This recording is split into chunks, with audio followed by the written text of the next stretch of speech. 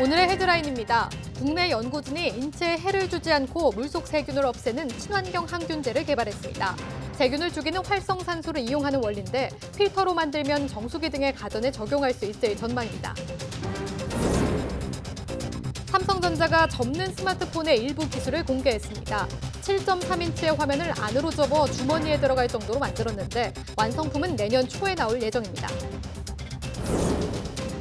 최근 일어난 차량 화재 사고의 원인이 BMW 측의 설명과는 다르다는 조사 결과가 나왔습니다. 이에 대해 BMW는 민관합동조사단의 발표가 기존과 같은 내용이라며 이미 개선 중이라고 해명했습니다.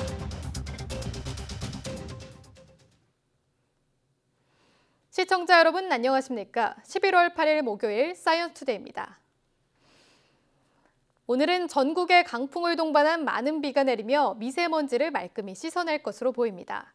기상청은 오늘 강한 저기압의 영향으로 전국에 벼락을 동반한 요란한 비가 내리고 영동과 남해안에는 초속 20m 이상의 강풍이 불겠다고 밝혔습니다. 제주도 산간에 100mm 이상의 큰 비가 쏟아지고 영동을 제외한 중부와 남해안, 제주도에도 20에서 60mm의 많은 비가 오겠습니다. 비바람의 영향으로 미세먼지가 해소되면서 오늘은 전국의 미세먼지 농도가 보통 수준을 되찾겠습니다. 오늘 서울 아침 기온은 11도, 낮 기온은 16도로 어제와 비슷해 선선하겠습니다. 이낙연 국무총리는 미세먼지 대책은 여러 부처와 관련될 수밖에 없는 만큼 범정부 합동기획단을 조속히 구성해서 더 체계적이고 대담한 정책을 마련하라고 지시했습니다. 이낙연 국무총리는 오늘 정부 서울청사에서 열린 국정현안 점검 조정회의에서 정부가 지난해 9월 발표한 미세먼지 관리 종합대책을 추진한 결과 올해 들어 미세먼지 평균 농도가 10%가량 줄었다고 설명했습니다. 이 총리는 또 환경부가 마련한 생활 주변 미세먼지 저감 강화 방안이 현실에서 제대로 이행되는지 점검하고 중국 등 인근 국가와의 연구와 협력도 강화해달라고 당부했습니다.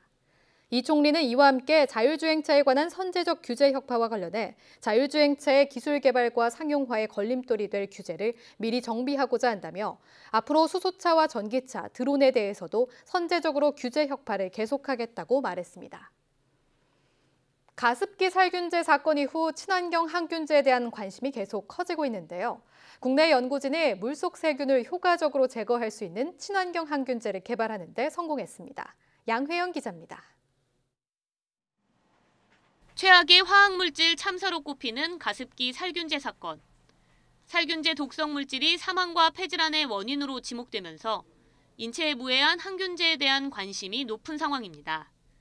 특히 광촉매는 빛을 받으면 세균을 죽이는 활성산소를 발생시켜 항균제 개발에 활용되고 있지만 오염물질이 많은 물속에서는 항균 효과가 현저히 떨어진다는 게 단점입니다. 그런데 국내 연구진이 포도당이 많은 물속에서도 세균을 효과적으로 제거하는 친환경 항균제를 개발했습니다.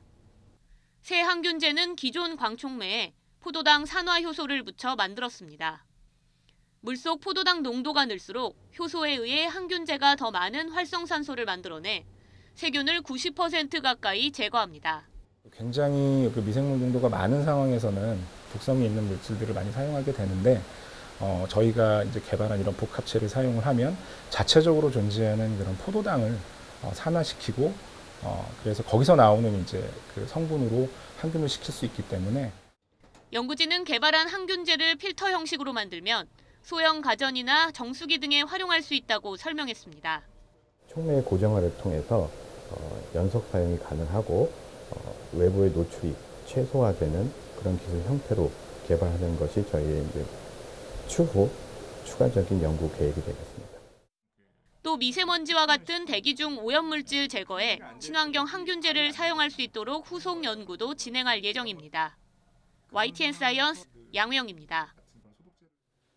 삼성전자가 내년에 출시할 계획인 폴더블 폰의 디스플레이와 사용자 환경 등 일부를 공개했습니다. 삼성전자는 미국 샌프란시스코에서 열린 SDC, 즉 삼성 개발자 회의에서 안으로 접히는 인폴딩 방식의 디스플레이를 공개했습니다. 새로 공개한 폴더블 폰 디스플레이는 펼쳤을 때는 7.3인치로 큰 화면이 되고 접었을 때는 주머니에 들어갈 정도의 크기로 바깥면에 작은 디스플레이가 따로 달려 있습니다. 이번에 공개된 것은 폴더블 폰 시제품이 아닌 디스플레이만으로 완성품은 내년 초에 공개될 것으로 전해졌습니다. 삼성전자는 또 디스플레이와 함께 차세대 모바일 사용자 환경인 원 UI도 공개했습니다. 공상과학 영화에나 나올 법한 무인 차량 기술이 개발됐습니다. 스마트폰 하나면 자율주행차가 달려오고 운전대를 잡지 않고도 목적지까지 데려다주는데요. 기술 개발이 완료되면 차량 공유 서비스에도 활용될 예정입니다. 김현우 기자의 보도입니다. 스마트폰 앱을 열고 차량을 검색한 뒤 호출 버튼을 누릅니다. 곧이어 호출자가 서 있는 곳에 차량이 멈춰섭니다. 사람이 운전하지 않고 스스로 움직이는 자율주행차입니다. 현행법상 자율주행차라도 돌발 상황에 대비해 운전석에 사람이 있지만 조작은 하지 않습니다. 자율주행 기반 차량 공유 서비스인데 지역 주민 체험 행사에 첫 선을 보였습니다. 안내를 받아서 정확하게 해보니까 실제로 차가 오고 그리고 타보니까 진짜로 운전대가 운전사 없이도 움직이는 게 너무 신기했습니다. 이런 기술이 있다는 게 정말 놀랐습니다. 차량 공유 서비스를 위해 개발된 시스템이 사용자의 위치를 파악하고 차량을 배차합니다. 자율주행차는 관제 시스템의 명령을 받아 다음 승객을 태우러 가거나 주차장으로 향합니다. 이제 상용화를 위해 남은 과제는 자율주행차와 차량 공유 서비스에 대한 제도 개선입니다. 자율주행차가 상업화되고 상용화되기 위해서는 많은 것들이 필요해야 되는데요. 그다음에 사실 5G 통신도 그 중에 하나고요. 그다음에 교통이나 통신 등이 연결이 돼야 될 거고, 그다음에 보험이나 자율주행차 기술 자체도 발전을 해야 되고요. 자율주행차와 차량 공유 기술 모두 통신망을 기반으로 이루어지기 때문에 시스템 전반의 해킹 대비도 중요합니다. 5세대 이동통신 기술과 위치 기반 서비스가 주변 사물과 하나로 묶이면서 협력적 소비 형태인 공유경제 시대가 성큼 다가오고 있습니다. YTN 김현우입니다.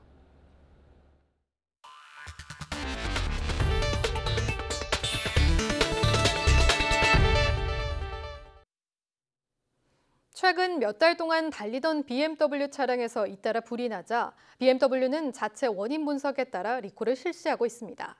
하지만 BMW가 문제로 지목한 것과 다른 원인이 있다는 민관 합동조사단의 중간조사 결과가 나왔는데요.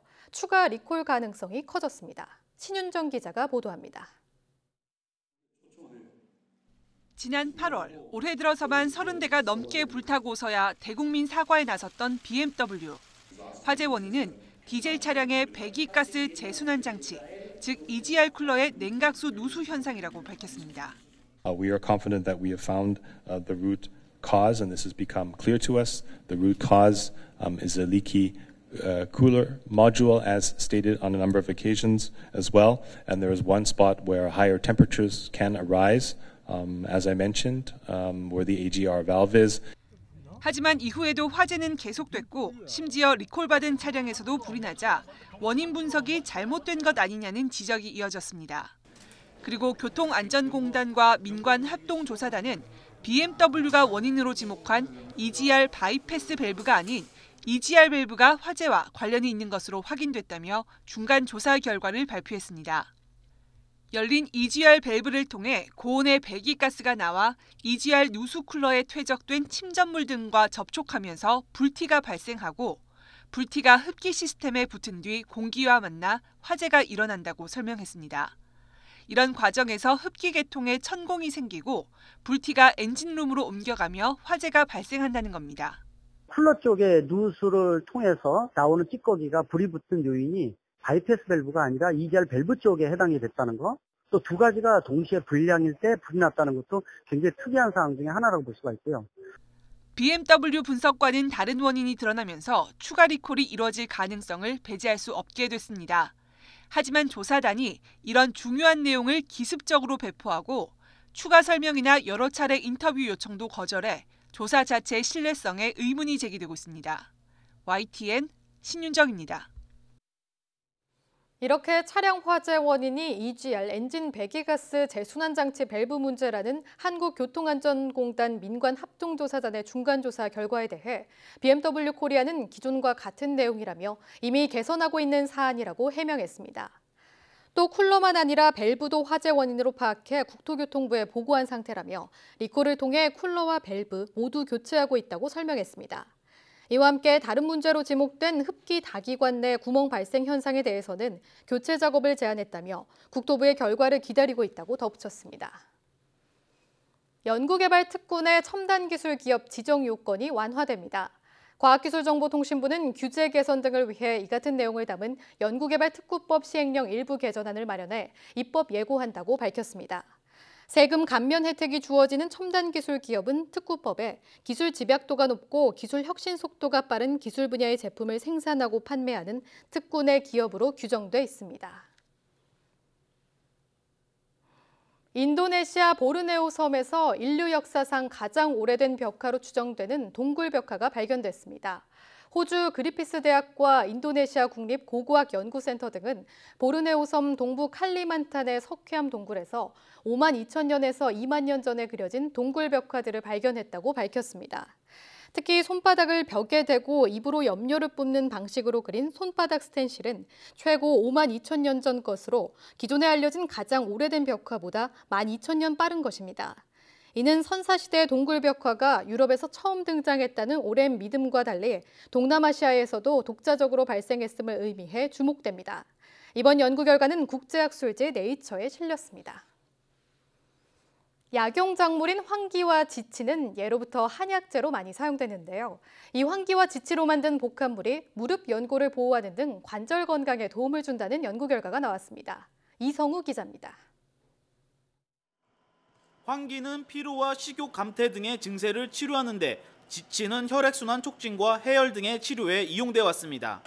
최근 이들 작물로 만든 복합물이 관절 건강에 도움을 준다는 연구 결과가 나왔습니다. 농촌진흥청은 한방병원과 공동으로 관절염 환자 88명 가운데 44명을 대상으로 12주 동안 황기 복합물을 복용시키는 연구를 진행했습니다. 그 결과 약을 복용한 환자들에게서 통증 정도를 나타내는 지표인 통증 지수가 44.7% 줄어들었습니다. 또 통증과 바닥생활 평가 등을 지표로 나타낸 한국형 무릎관절 점수는 35.8% 증가하는 등 관절 건강을 나타내는 주요 지표가 개선됐습니다. 일반적으로 무릎 관절염 환자 기능 평가하는 어떤 그런 항목이 있습니다. 복약 전과 복약 후에서 어떤 그런 통계학적으로 유의성 있는 어떤 그런 효과가 나왔고요. 인체 적용 시험에 앞서 이뤄진 세포 동물 실험에서는 황기 복합물을 퇴행성 관절염이 있는 동물에 투여했더니 연골 조직 손상이 37.1% 억제된 것으로 나타났습니다. 여기에 연구진은 이번 연구를 통해 황기와 지치에서 항염증 등의 효과가 있는 신물질을 분리하는 데도 성공했습니다. 황기 복합물이 세포 실험과 동물 실험을 통해서 연골 보호 효과와 골관절염 억제 효과가 유의적으로 있음을 확인을 하였고요. 농촌진흥청은 황기 복합물을 특허 등록하고 2020년 상반기까지 기능성 원료 등록도 마칠 계획입니다. 황기 복합물이 건강기능식품으로 산업화할 경우 이들 약재를 재배하는 농가의 소득 증대에도 기여할 것으로 기대하고 있습니다. YTN 이성우입니다.